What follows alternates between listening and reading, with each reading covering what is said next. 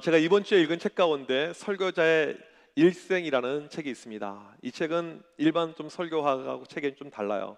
그래서 설교자의 어떤 삶, 고뇌, 어떤 준비 이런 모든 어떤 개인의 인생에 대한 스토리가 이렇게 나와져 있는데 여기 보게 되면 마크 트웨인의 한 글귀가 나옵니다. 마크 트웨인이 누구냐면 톰 소여의 모험을 쓴 이 유명한 미국의 작가이죠. 이 마크 트웨인이 어떤 이야기를 했냐면 이런 이야기를 했어요. 목사의 설교가 20분이 넘으면 죄인도 구원받기를 포기한다. 이 마크 트웨인이 좀 이제 독특한 괴짜예요. 장로교 신자였는데 상당히 이제 비판적인 사고가 강했고 아마도 제가 그 시대에 어떤 미국의 지루한 설교, 진부한 설교, 뭐 쉽게 말하면 참 교인들을 이 졸게 만드는 그런 어떤 설교에 대해서 일침을 가하기 위해서 이런 문구를 남겼다고 생각을 합니다. 설교는 길 수도 있고 짧을 수도 있죠. 길이의 문제라기보다는 내용의 문제이고 하나님의 말씀이 얼마나 정확하게 전달되느냐 이것이 훨씬 더 중요할 것입니다. 그런데 현대인들은 아무튼 긴 설교는 싫어하는 것 같아요. 우리가 지금 보고 있는 이 사도행전에 무려 18편의 설교가 등장을 하게 됩니다.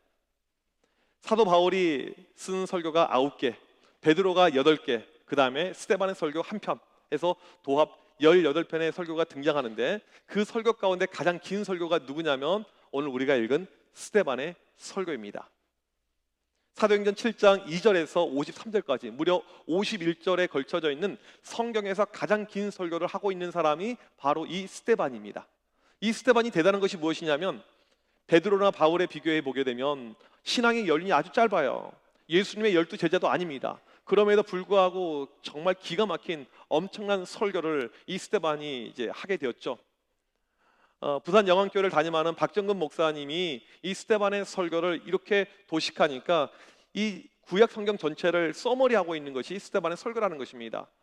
2절에서 16절까지가 창세기를 이야기하고 있고 17절에서 41절까지가 출애굽기와 레위기, 42에서 44절이 민수기 신명기, 45절 한 절을 통해서 여호수아 전체를 이야기하고 있고 46과 47절이 사무엘하부터 역대하, 48절에서 50절까지가 에스라부터 말라기까지. 이 스데반의 설교가 대단한 것은 무엇이냐면 한 편의 설교를 통해서 구약 전체를 써머리하고 있는 이런 설교라는 것입니다. 이게 이제 스데반 설교의 어떤 탁월한 이 대단한 부분을 우리가 알 수가 있습니다. 지금 스데반이 설교를 하고 있는 상황이 사내들인 공의회입니다. 이 공의회 사람들에게 지금 이 설교를 하고 있는데 이 의장이라고 하죠. 가장 높은 사람이 대제사장, 이 당시 가야바였는데 이렇게 신문을 하게 됩니다. 1절에 보니까 이것이 사실이냐? 지금 유대인들이 거짓 증인들을 데려와서 이 스데반을 고소했습니다. 스데반은 하나님과 모세를 모독했다. 스데반은 이 성경과 율법을 모독하게 한 자다라고 고소를 한 상태예요. 대제사장이 한번 말해보라는 것입니다. 너를 디펜스해봐라. 여기서 스데반이 말을 잘하게 되면 그는 목숨을 건질 수가 있게 되고 말을 잘못하게 되면 그는 사형으로 인생이 끝나게 됩니다. 이런 상황이에요. 목숨이 왔다 갔다 하는 찰나 속에서 스데반이 한 것이 무엇이었냐면 하나님의 말씀을 증거합니다. 목숨을 내걸고 한 설교였기 때문에 이 설교가 탁월하고 특별한 설교였다는 것입니다. 오늘 저는 이 목숨을 걸고 했던 이 스데반의 설교, 아주 긴 설교이죠. 다 하려면 너무너무 시간이 많이 걸려서 딱 한 포인트만 잡고 여러분들에게 말씀을 증거하려고 합니다. 지금 이 스데반이 구약 전체 스토리를 이야기했고 그 다음에 믿음의 어떤 여정들을 쭉 설명하고 있는데 이것을 한 표현으로 압축해서 설명하면 하나님의 부르심입니다. 이 스데반의 설교에 여러 가지 주제가 있겠지만 가장 중요한 주제를 하나님의 부르심이라고 이야기를 할 수가 있습니다. 스데반이 하나님의 부르심을 설명하는 거예요. 사내들인 공의 사람들이 쭉 앉아 있습니다. 그들에게 말씀을 증거하는데 하나님의 부르심을 설명하기 위해서 한 인물을 데려옵니다. 첫 번째 인물로는 아브라함이죠. 이 아브라함은 유대인들이 너무나도 좋아하는, 존경하는 그런 인물이었습니다. 왜요? 믿음의 조상이거든요. 실제적으로 자신들의 조상은 아브라함입니다. 이 아브라함을 데려오니까 이 사람들이 집중하면서 이 말씀을 들을 수밖에 없었다는 것입니다. 오늘 말씀 2절에 보니까 하나님께서 아브라함을 부르시는 장면이 이렇게 등장을 하고 있습니다. 메소포타미아에 있을 때 영광의 하나님이 그에게 보여라고 이렇게 이야기를 하고 있습니다. 하나님께서 아브라함에게 나타나시는데 이 메소포타미아는 갈대아 우르 지방을 이야기하죠. 보여라는 이 단어가 이 헬라어로 호라인데 보이다, 나타내다. 이 보여라는 단어 하나만 가지고 알 수 있는 것이 무엇이냐면 하나님께서 아브라함을 부르셨다, 이것을 우리가 분명하게 알 수가 있습니다. 그런데 어디 있을 때요? 메소포타미아, 쉽게 말하면 갈대아 우르 지방. 지도에 보시게 되면 갈대아 우르는 어디 있냐면 바로 여기에 위치하고 있습니다. 유프라테스 강, 티그리스 강이 만나는 그런 지점이에요. 고대 문명의 시작점입니다. 아주 비옥한 땅이었고 사람들이 살기 너무너무 좋았던 땅입니다. BC 2000년이 경에 이 수메르 문명의 발상지가 됩니다. 수메르에 수도가 있었던 곳이 우르예요. 고고학자들이 지금도 발굴을 해보니까 이 당시에 BC 2000년 전에 이 당시에 발굴된 점토판 가운데 내용을 보니까 벌써 학교가 있었다는 것입니다. 여러분, 이 학교는요 거의 근대에다 만들어지게 되었는데 벌써 이 시대에 학교가 있었고, 세계 최초의 법전 함무라비 법전보다 훨씬 더 먼저 만들어진 이 우르 남무 법전이 이미 이때 만들어졌습니다. 너무너무 풍성한 도시예요. 페르시아 많이 있어서 하루에도 수많은 배들이 왔다 갔다 하면서 풍부한 상업적 활동이 이루어졌던 지역입니다. 쉽게 말하면 이 당시 세계에서 가장 잘 살았던 동네가 이 우르라는 지방입니다. 아브라함이 거기 있었어요.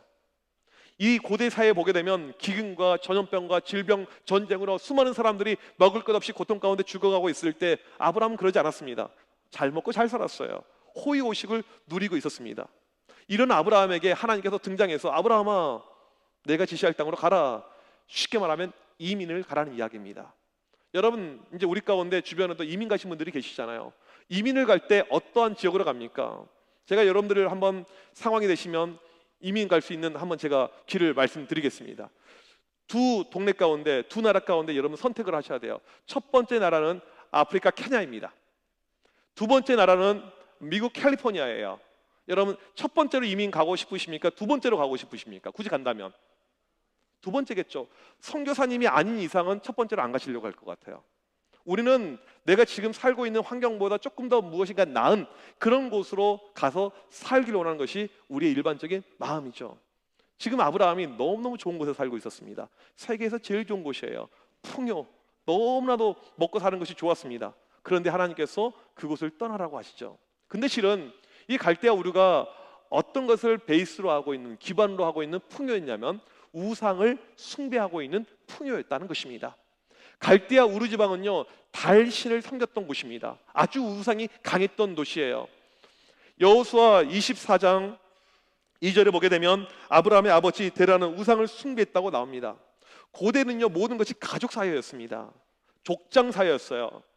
아브라함의 아버지 데라 혼자 우상을 숭배한 것이 아니고, 이 말은요 가족 전체가 우상을 숭배했다는 것입니다. 누구를 포함해서요? 아브라함을 포함해서. 아브라함의 가정이 겉으로 보기에는 풍요로웠죠. 너무나도 좋았죠. 하지만 그 배경에는 우상이 있었던 것입니다. 갈대아 우르는요 우상의 도시였습니다. 그 도시는요 범죄의 도시였습니다. 그 도시는요 음란의 도시였어요. 그래서 하나님이 떠나라고 한 거예요. 다른 이유가 아니고, 하나님께서 아브라함을 너무나도 사랑하셨기 때문에 지금 네가 거기서 풍요를 누리면서 잘 먹고 잘 사는 것 좋지만 마지막에 영적으로 패망하면서 끝나게 될 것이다. 하나님께서 아브라함을 사랑했기 때문에 그들을 살릴 수 있는 구원의 방법으로 떠나라고 이야기를 하신 것입니다. 우리 주변을 보게 되면 남부러울 것 없이 사는 분들이 계십니다. 풍요가 있습니다. 자녀들도 너무너무 다 잘 돼 있어요. 그런 풍성함이 있는 분들이 있습니다. 하지만 그 인간적인 세상적인 풍요에 그냥 빠져 있었을 때 마지막에 그들의 영혼들이 사망으로, 그냥 절망으로 끝나버린 경우를 많이 보게 되는 것입니다. 하나님의 부르심은 풍요 가운데 있는 사람들, 그들에게 필요하죠. 그들에게만 필요합니까? 풍요, 궁핍 모든 사람에게 필요한 것이 바로 하나님의 부르심인 것입니다. 아브라함은 하나님의 부르심 덕분에 풍요의 땅 갈대아 우르에서 나오게 됩니다. 그리고 한참을 쫓아가게 되는데 어디까지 가게 되냐면 이 하란이라는 땅에 가게 됩니다. 하란이 어디에 위치하고 있냐면 4절에 본 등장하고 있는 이 하란은요 바로 여기입니다. 지금 많은 이 발걸음을 한 것입니다. 이 하란이 이 고대 아카드어에 의하면 길목이라는 뜻입니다. 교통의 요충지라는 거예요.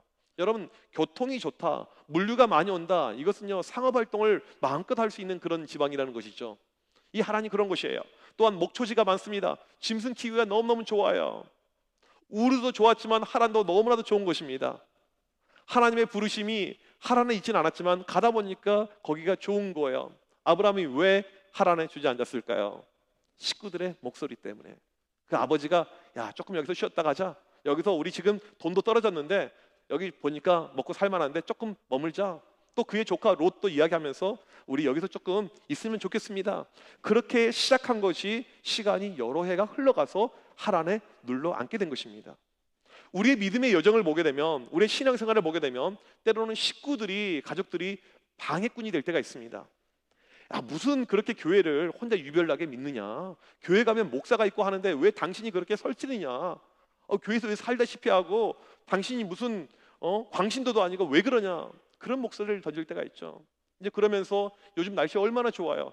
아유, 교회 그냥 한 주 빠져도 괜찮아. 맨날 가는 교회 한 번 빠진다고 뭐가 탈났냐고 이렇게 이야기합니다. 우리의 발목을 잡고 있는 것이 때로는 식구일 때가 있습니다. 우리 교인들 가운데서 그런 분들이 종종 있죠. 내가 믿음 가운데 가려고 하는데 발목 잡고 있는 사람이 있습니다. 아브라함의 나이가 75세가 되었을 때 그의 아버지 데라가 죽게 됩니다. 발목 잡는 분이 사라지게 되는 거예요. 그 순간에 하나님께서 다시 한번 아브라함에게 찾아오셔서 말씀하십니다. 하란을 떠나라는 거예요. 내가 너에게 지시할 땅으로 가라. 그리고 아브라함이 순종해서 가나안 땅에 들어가게 됩니다. 가나안은요, 하란과 갈대아 우르에 비교하면 별볼일 없는 땅입니다. 하지만 이 아브라함이 그 부르심에 순종해서 그 땅에 가서 살게 되었고, 결론이 그가 믿음의 조상이 되었다는 것입니다.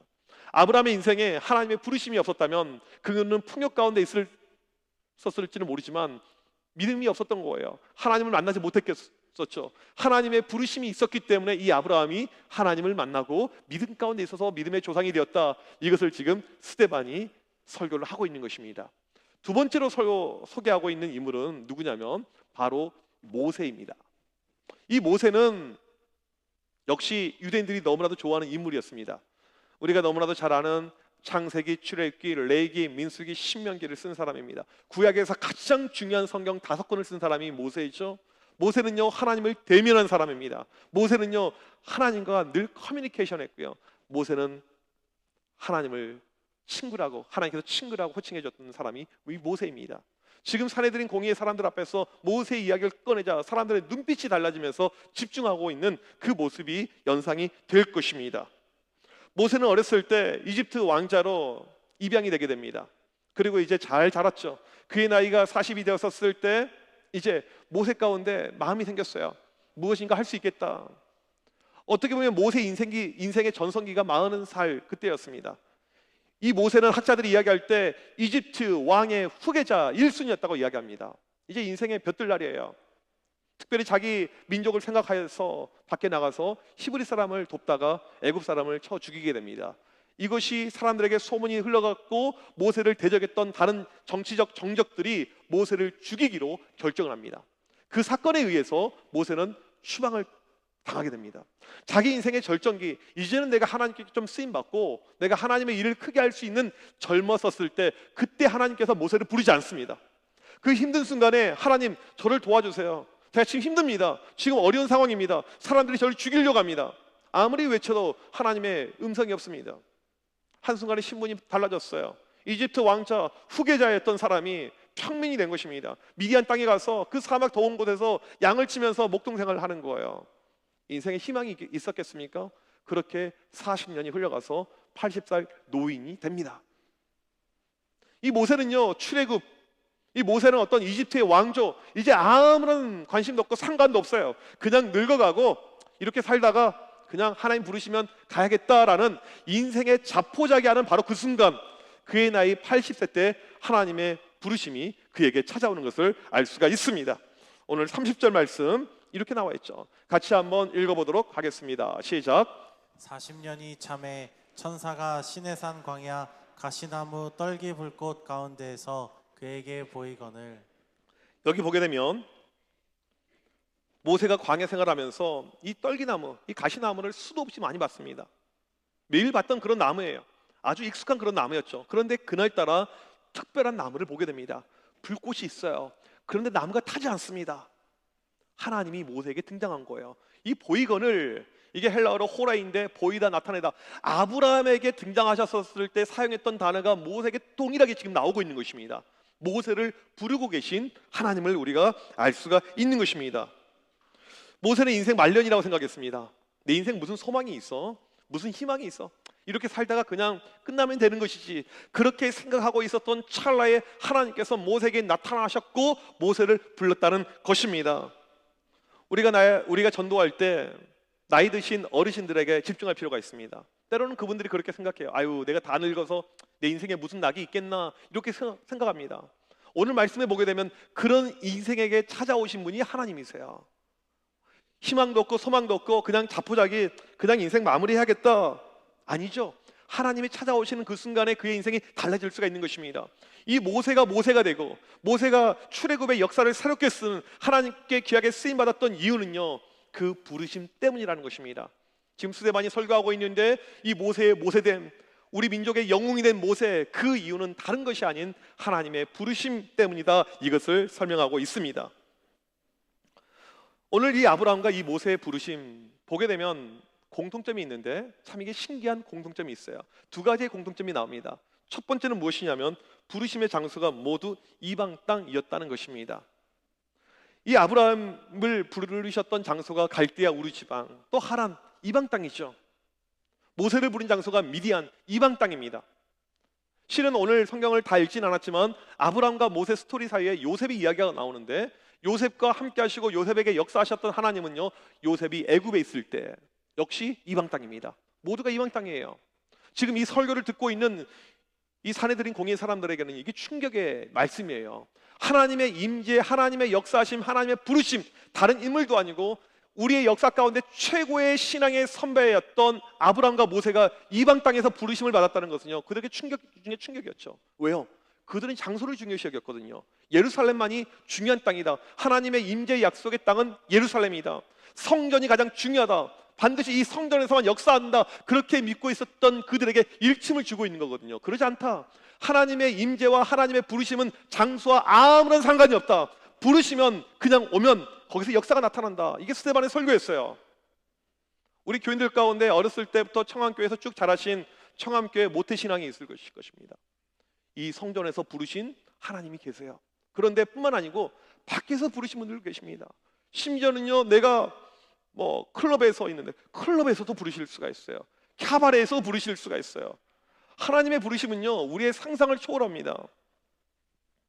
김남준 목사님의 책을 전에 읽는데 제가 어떤 책 제목은 기억이 안 나요. 어떤 이 아이가 어렸을 때부터 절에서 자라게 되었습니다.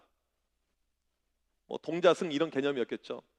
이제 성장을 하게 되었습니다. 청년이 되었어요. 이제 자기 사고가 발달하고 이 생각이 좀 만들어지니까 이 절이 너무나도 따분한 것입니다. 특별히 이 스님의 설법이 너무나도 본인에게 따분했던 거예요. 어떻게 우연히 어떻게 알게 되어서 목사님의 설교를 알게 됩니다. 그게 이제 김남준 목사님의 설교였어요. 그리고는 이어폰을 꽂고 절에서 청소하면서 설교를 듣는 거예요. 너 청소 좀 해라. 알겠습니다 하면서 설교 들으면서 하고, 심지어는 108제 이렇게 하고 있는데 그것 꽂고 또 이렇게 설교 들으면서 이렇게 하고 있고, 이런 일이 발생한 거예요. 그러다가 주지 스님께 걸렸습니다. 너 뭘 이렇게 열심히 듣고 있느냐. 딱 들어보니까 하나님의 말씀이 나온 거예요. 절에서.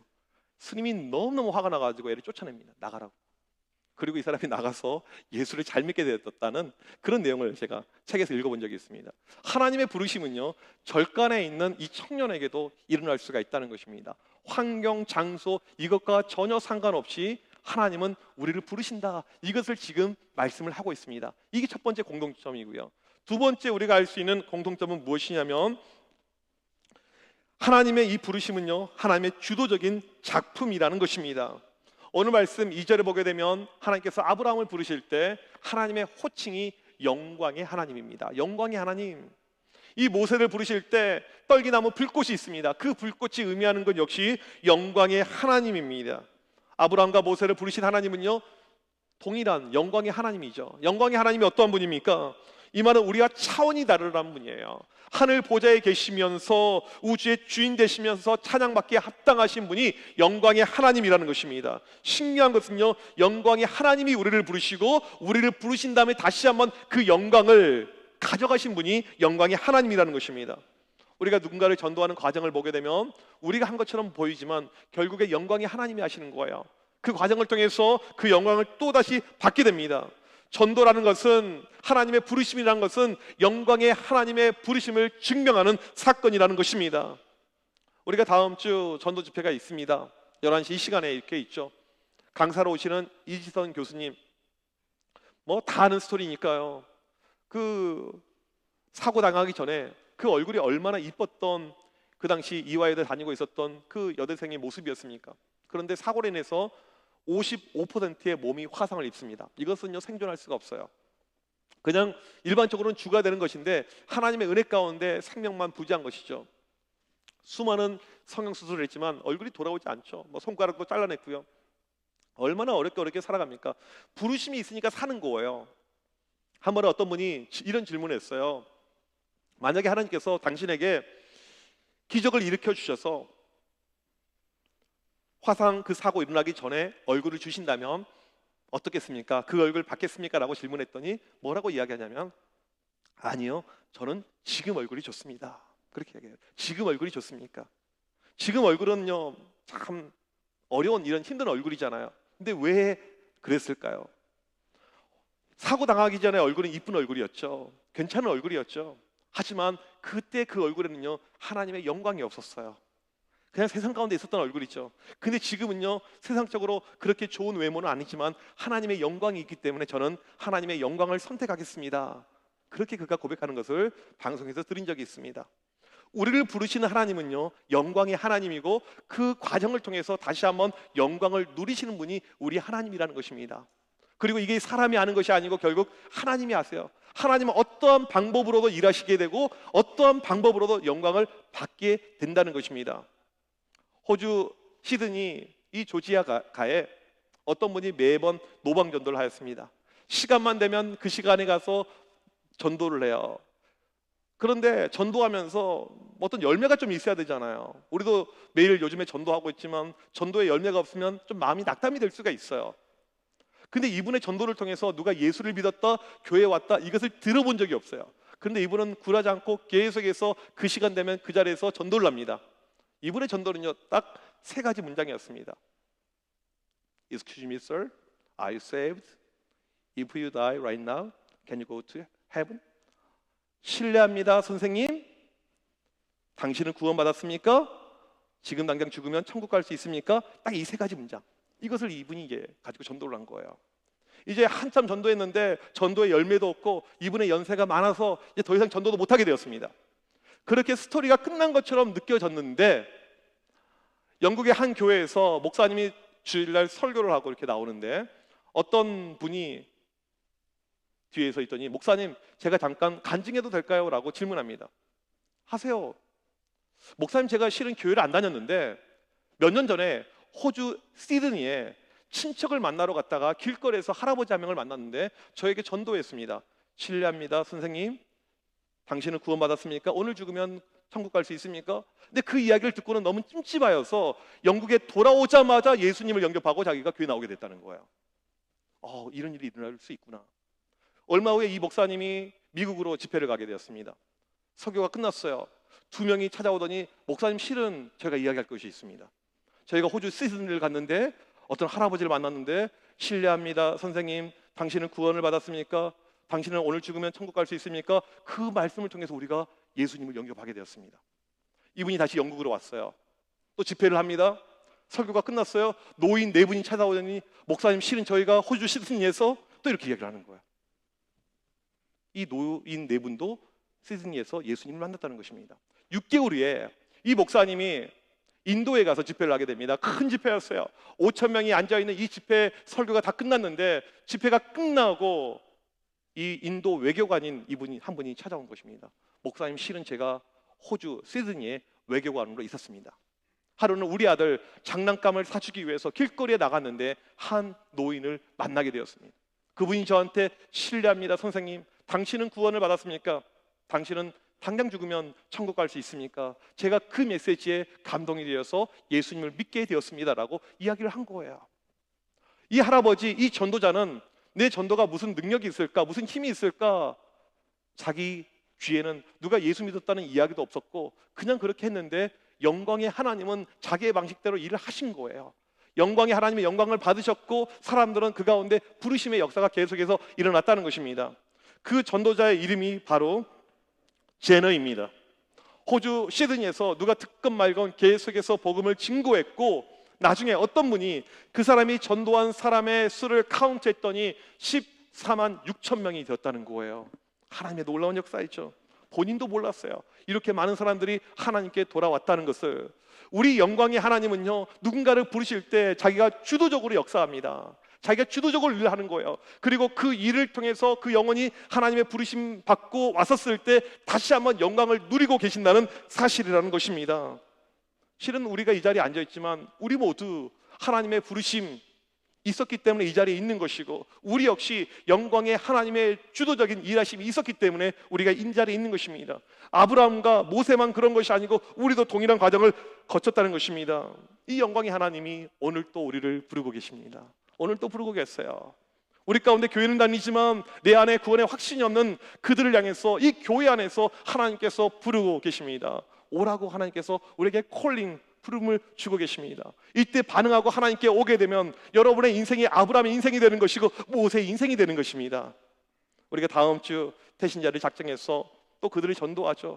그들 가운데 주님께 돌아오는 심령들이 있을 것입니다. 그들이 돌아올 때 하나님의 부르심이 유효하게 되고 영광의 하나님의 역사하심이 그들의 인생 가운데 나타나게 되는 것입니다. 여러분, 오늘 이 시간 이 하나님의 부르심에 동참하지 않겠습니까? 하나님께서 우리에게 끊임없이 말씀하십니다. 이 부르심에 함께 하자고요. 그리고 이것을 통해서 내가 영광을 다시 한번 나타내길 원한다라고 말씀하고 있습니다. 우리 가운데서는요, 아브라함처럼 모세처럼 하나님께 순종하고 따라가면 되는 것입니다. 여러분, 그런 부르심에 반응하고 부르심에 따라가서 하나님의 놀라운 부르심의 은혜를 체험하는 우리 모두가 되시길 주님의 이름으로 간절히 축복합니다. 우리 이 시간 자리에서 일어나셔서 함께 이 찬양 고백하기를 원합니다. 예수 나를 오라 하네, 예수 나를 오라 하네, 어디든지 주를 따라 주와 같이 가려네. 오늘 또 주님께서 우리를 부르고 계시는데 이 찬양의 가사를 통해서 그 부르심의 음성을 듣고 주님 앞에 다시 한번 나아가는 우리 모두가 되시길 소망합니다.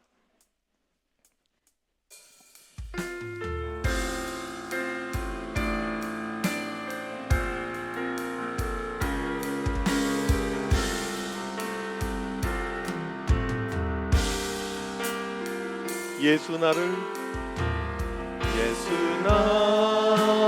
오라 하네, 예수 나를 오라 하네, 어디든지 주를 따라 주와 같이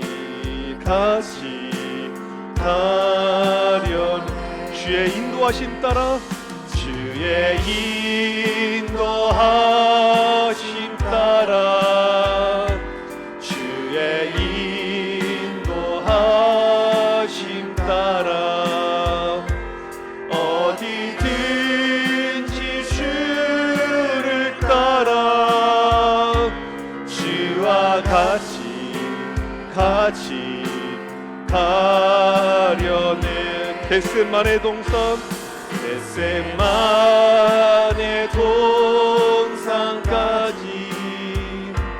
주와 함께 가려 하니, 피땀 흘린 동산까지 주와 함께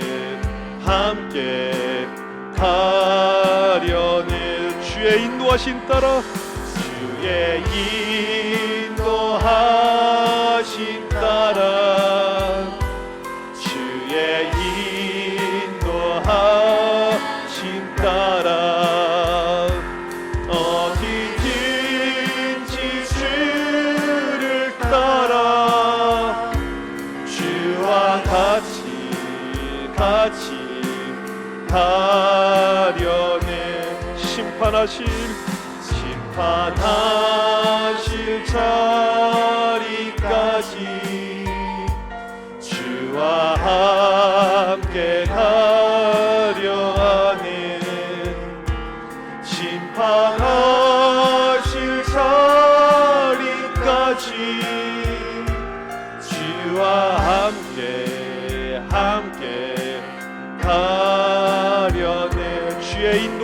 따라 주의 인도하심 따라 주의 인도하심 따라 어디든지 주를 따라 주와 같이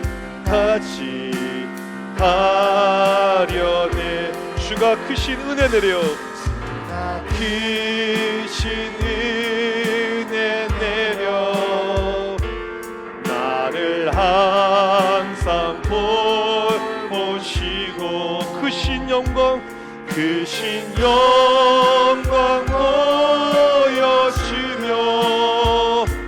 나와 함께 가심 주의 인도하심 따라 주의 인도하심 따라 주의 인도하심 따라 어디든지 주를 따라 주와 같이 가려 주께로 가까이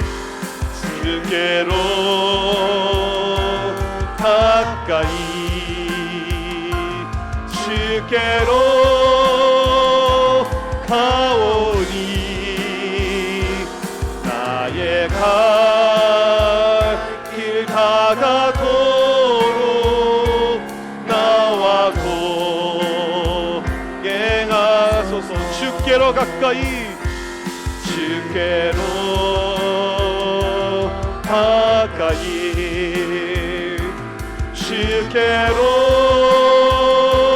가오니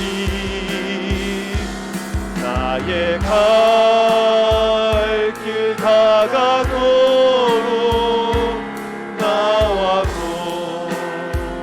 동행하소서.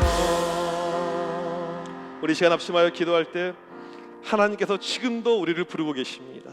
우리가 주님께 가까이 가길 하나님은 지금도 원하고 계십니다. 이 시간 간절히 기도할 때 주님, 이 시간 제가 주님께 나아갑니다. 주께로 가까이 나아갑니다. 아브라함처럼 모세처럼 주님께 가까이 나올 수 있는 내가 될 수 있도록 인도하여 주시옵소서. 또한 우리가 작정한 태신자들이 있습니다. 주님을 알지 못하는 영혼들 부르고 계십니다. 하나님, 세상 속에서 하나님을 알지 못하고 죽어가는 영혼들, 특별히 작정한 470명의 영혼들, 이 시간 주님께 돌아오는, 주님께 나오는 놀라운 역사 나타나게 하여 주시옵소서. 우리 이 시간 주여 한번 외치고 합심하여 기도합니다. 주여, 살아계신 하나님, 이 시간 간절히 기도합니다. 우리가 주님께 나아가길 원합니다. 결단하는 마음을 가지고 아브라함처럼 모세처럼 이 시간 주님께 나아가길 원합니다. 주여, 이 시간 역사하여 주시옵소서. 주의 성령께서 우리 마음 가운데, 심령 가운데 역사하여서 우리의 마음을 건드려 주셔서 주님께 나오는 놀라운 역사가 나타나게 하여 주시옵소서. 예수 그리스도를 나의 구주로 인격적으로 만나는 놀라운 역사가 나타나게 하여 주시옵소서. 주님께 나와서 주님께 따라가는, 주님께 순종하는 그런 믿음의 놀라우신 열매와 결단들을 우리에게 허락하여 주시옵소서. 간절한 마음을 가지고 주님께 나오게 하여 주옵소서. 주님께 나오는 우리 모든 신명을 들 수 있도록 인도하여 주시옵소서. 간절히 기도합니다. 하나님, 우리 주변에 주님 알지 못하고 죽어가는 너무나도 많은 영혼들이 있습니다. 세상 속에 죽어가는 영혼들, 특별히 우리가 작정한 대신자 영혼들이 있습니다. 주의 시간 간절히 기도할 때 그 영혼들 가운데 찾아가 주시옵소서. 그 영혼들을 만져 주시옵소서. 그 영혼들을 주님께서 인도하여 주시옵소서. 주님께 가까이 나오는, 주님께 돌아오는 구원의 역사가 나타나게 하여 주시옵소서. 우리의 힘으로 되지 않지만 하나님의 부르심의 역사가 나타나게 하여 주옵소서. 하나님의 일하심의 역사가 나타나게 하여 주옵소서. 하나님 인도하여 주옵시고 도와주시옵소서. 특별히 다음 주 우리 전도 집회 가운데 이러한 하나님의 부르심의 역사가 나타나게 하여 주옵소서. 하나님의 일하심의 역사가 나타나게 하여 주옵소서. 사람의 힘으로 되지 않지만 하나님의 능력 가운데, 권능 가운데 이 모든 것이 이루어질 수 있도록 인도하여 주옵소서. 주여 도와주옵시고 역사하여 주옵소서. 주의 시간 간절한 마음으로 간절히 기도할 때 하나님의 부르심에 반응하게 하여 주옵시고 하나님의 부르심을 쫓아가게 하여 주옵소서. 영광의 하나님의 역사를 체험하게 하여 주옵소서. 주여, 이 시간에 기도하는 주의 모든 백성들 가운데 이 영광의 하나님의 부르심에 반응하며 순종하며 달려나가는 역사가 나타나게 하여 주옵시고 영광의 하나님의 놀라운 은혜의 역사 우리 시민들과 나타나게 하여 주옵소서. 주의 시간 역사하여 주옵소서. 주의 시간 도와주옵소서. 하나님 체험하는 놀라운 역사가 우리 모든 시민들 가운데 넘쳐날 수 있도록 주여 일하여 주시옵소서.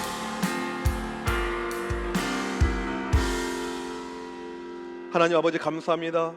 우리를 불러주셔서 감사합니다.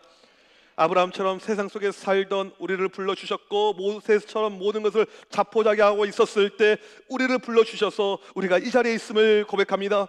하나님, 이 시간도 우리를 부르고 계시온데 이 시간 우리 가운데 하나님께 반응하며 나오는 심령들 생겨나게 하여 주시옵소서. 특별히 다음 주 전도 집회가 있습니다. 우리가 작정한 영혼들이 있습니다. 우리 주변에 주님 알지 못하고 죽어가는 수많은 영혼들이 있습니다. 이 시간 그들 가운데 찾아가 주셔서 그들을 만나 주시옵소서. 그들 모두 주님께 나오는 역사가 임하게 하여 주시옵소서. 이 모든 것을 통해서 영광이 하나님 홀로 영광받아 주시옵소서. 지금은 우리 주 예수 그리스도의 크신 은혜와 하나님 아버지의 무한하신 사랑하심과 성령님의 유로 교통하심이 하나님의 부르심에 반응하며 주께 나오기를 원하는 모든 백성들 머리머리 위에 오늘 또 주님 알지 못하는 그 수많은 영혼들, 그 영혼들을 주님께 인도하는 마음을 가지고 힘쓰고 애쓰며 이 전도의 사명을 다 감당하는 주의 모든 백성들 머리머리 위에 지금부터 영원토록 함께 있을지어다.